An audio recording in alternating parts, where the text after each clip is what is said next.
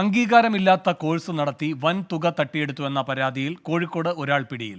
പാളയത്തെ global institute of paramedical science manager Ernakulam സ്വദേശി ശ്യാംജിത്താണ് കസ്റ്റഡിയിലായത്. 64 വിദ്യാർത്ഥികളിൽ നിന്നും 1,20,000 രൂപ വീതമാണ് ഫീസായി ഈടാക്കിയത്. സമീർ സി മുഹമ്മദ് കോഴിക്കോട് നിന്ന് കൂടുതൽ വിവരങ്ങളുമായി ചേരുന്നു. സമീർ, എങ്ങനെയായിരുന്നു ഇയാളുടെ തട്ടിപ്പ്?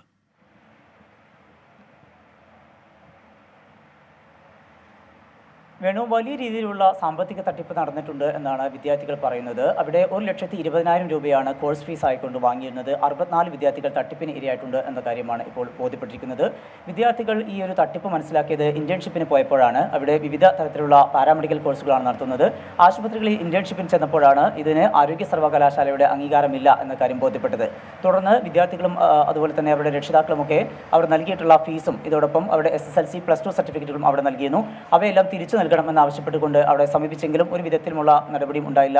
മാത്രമല്ല, അവർക്കെതിരെ വിദ്യാർത്ഥികൾക്കെതിരെ നടപടിയെടുക്കുന്ന ഒരു വിധത്തിൽ ഒരു പ്രതികാര ബുദ്ധിയോടുകൂടിയുള്ള ഇടപെടലും ഉണ്ടായി. ഇതേ തുടർന്ന് വലിയ രീതിയിലുള്ള പ്രതിഷേധമാണ് അവിടെ ഉണ്ടായിരുന്നത്. അതിനൊടുവിലാണ് ഇവർ പോലീസിന് പരാതി നൽകുകയും ആ പരാതിയുടെ അടിസ്ഥാനത്തിൽ Kozhikode Kasaba police case register ചെയ്തു. ഇപ്പോൾ അതിന്റെ മാനേജറായിട്ടുള്ള എറണാകുളം സ്വദേശി ശ്യാംജിത്തിനെ പോലീസ് കസ്റ്റഡി എടുത്തിട്ടുണ്ട്.